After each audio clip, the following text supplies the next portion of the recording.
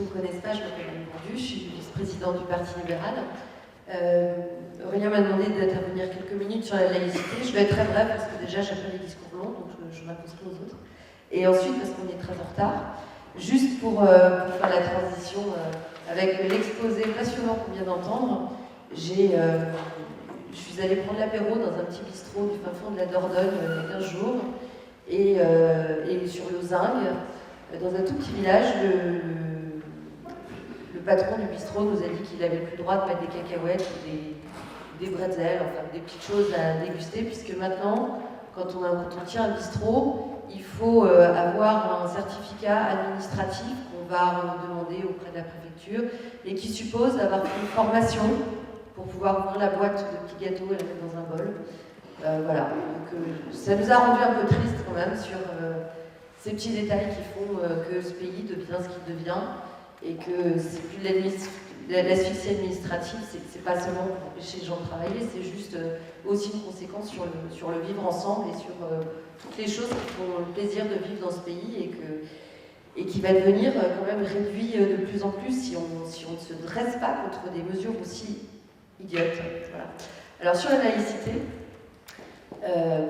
en fait c'est un sujet qu'on aime bien avec Aurélien parce qu'on débat beaucoup de laïcité, comme les libéraux débattent beaucoup de laïcité, et c'est un sujet d'ailleurs sur lequel débattent, qui est un sujet de discussion dans toutes les démocraties, et notamment en France, puisque le concept même de laïcité est quand même une invention française. On a l'impression, nous Français, que sans la laïcité, on ne peut pas vivre dans un état de droit, et notamment dans un état de droit qui fonctionne avec ses religions, ses opinions religieuses, ses sectes, etc. Et pourtant, il y a quasiment que chez nous que ça existe. Donc c'est quand même intéressant de voir comment font les autres. Les anglo-saxons, par exemple, on regarde, que ce soit aux États-Unis, ou en Angleterre ou ailleurs, même s'ils ont des réactions, des attitudes, des prises de position différentes par rapport aux religions, ils regardent le fonctionnement français de la laïcité avec une certaine perplexité. Donc c'est assez amusant, je vous invite à aller voir les articles de presse à chaque fois qu'il y a des décisions qui sont prises, soit des décisions de jurisprudence comme la crèche Babylou, mais aussi toutes les décisions normatives qui ont été prises au sujet notamment du port du voile depuis 20 ans, les différentes strates. Les anglo-saxons sont très sceptiques sur la manière dont on gère ces débats. Alors pour les libéraux, le plus souvent, même si on a des débats entre nous, la laïcité s'entend plus de privilégier une tolérance vis-à-vis de la liberté de conscience et de la pratique religieuse, quelle qu'elle soit, plutôt que de donner à l'État un pouvoir normatif qu'il a tendance à faire grossir dans ce domaine-là comme dans tous les autres, qui consisterait à fixer de façon discrétionnaire les limites de la liberté individuelle de conscience et de pratique religieuse.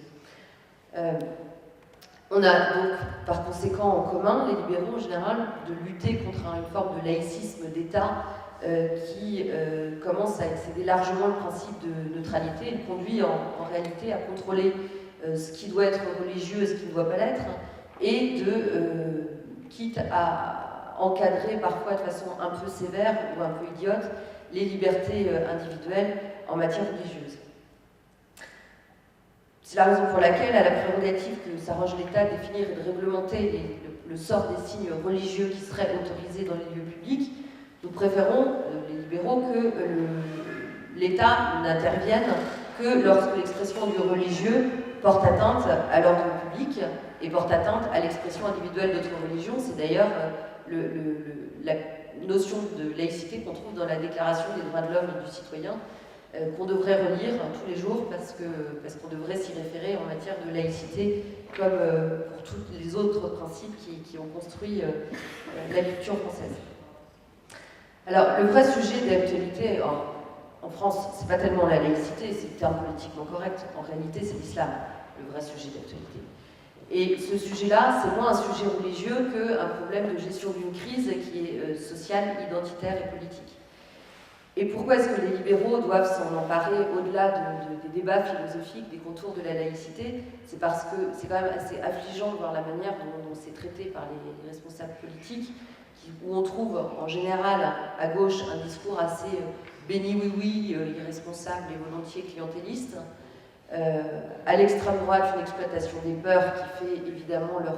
fonds de commerce, avec un exposé de solutions extrêmement simpliste, qui est très séduisant, mais qui ne règle évidemment pas le fond des difficultés rencontrées. Et puis à droite, par des coups de com' un peu désordonnés et en général assez embarrassés. On a vu que l'évolution, que le discours de M. Sarkozy avait quand même largement évolué sur les dernières années. Donc en tout cas, le processus général adopté par les politiques, c'est quand même d'être assez bienveillant à l'égard d'une laïcité dogmatique qui porte plutôt le nom de neutralité, parce que c'est plus facile. Donc c'est la neutralité à l'école, neutralité dans les cantines scolaires, neutralité à l'université. On est quand même, ça pour le coup, dans une exception culturelle française là aussi, où les universités, et a fortiori toutes les plus grandes universités du monde entier, les démocraties du monde entier, accueillent des étudiants et des enseignants de toute religion qui ne cachent pas des expressions éventuelles des religions qui sont les leurs. Et on voit bien que ce problème est plus un problème identitaire, c'est qu'on n'a pas de problème de laïcité en France lorsqu'il s'agit d'assister à des spectacles d'effets mènes à l'égard des églises catholiques, ou quand il s'agit d'œuvres qui ont une démarche un peu sacrilège vis-à-vis de la religion catholique. Ça peut déplaire, ça peut être de mauvais goût, mais la laïcité s'accommode assez bien de ça. Donc en réalité, c'est plus un sujet d'actualité qui concerne la place de l'islam dans la société française. Et pourquoi? Parce qu'en réalité, la communauté musulmane qui se trouve en opposition par rapport à la laïcité telle que l'État le conçoit, demande moins une reconnaissance de liberté religieuse, qui n'est d'ailleurs pas remise en cause, mais une demande de reconnaissance identitaire par l'espace public. Et cette crise identitaire, elle est elle-même moins la résultante d'un conflit de religion que d'un passé issu de colonialisation et de politiques ghettoisantes auxquelles les pouvoirs publics français ont quand même contribué avec beaucoup d'enthousiasme sur les 40 dernières années. Je suppose que dans vos villes, en tout cas dans la mienne dans laquelle je suis élue, les quartiers nord de la ville sont des quartiers qui sont, comme le disait Nellier, les bons rassemblements, des quartiers qui sont explosifs. Et les difficultés qu'on rencontre dans ces quartiers, quand on travaille avec les associations, quand on discute avec les gens, c'est pas tellement une question de pratique religieuse. Il y a toujours la construction d'une mosquée au détour d'une échéance électorale pour bien cristalliser les prises de parti. Donc à droite, il faut être contre la construction de la mosquée, et à gauche, il faut être pour. Voilà. Donc ça, on sait que c'est clivant, que ça va faire deux voix et que chacun s'y reconnaîtra. Ces problèmes sont des non-problèmes, déjà parce qu'en général, quand il y a ce type de difficulté, on se rend compte que le financement de la mosquée n'est pas encore envisagé,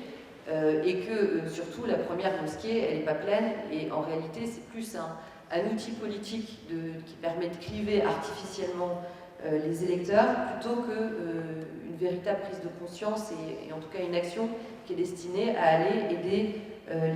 les crises qui sont rencontrées par les populations de ces quartiers. Alors, c'est vrai que quand on discute avec les gens qui habitent dans ces quartiers difficiles et qu'on parle avec eux de laïcité, il y a plusieurs constats. Il y a le constat d'une radicalisation des pratiques religieuses des enfants par rapport à leurs parents, c'est-à-dire qu'on a des enfants français qui ont des pratiques religieuses plus radicales que leurs parents musulmans modérés. Ce sont des pratiques qui sont constatées dans la plupart des banlieues à difficulté. Et également une véritable colère des femmes issues, j'ai plusieurs amis qui sont dans ce cas-là, qui sont nées au Maroc, en Algérie, qui sont très reconnaissantes de ce que la République, l'école française leur a apporté, et qui ne se réjouissent pas de voir les niqabs fleurir au coin des rues, puisqu'elles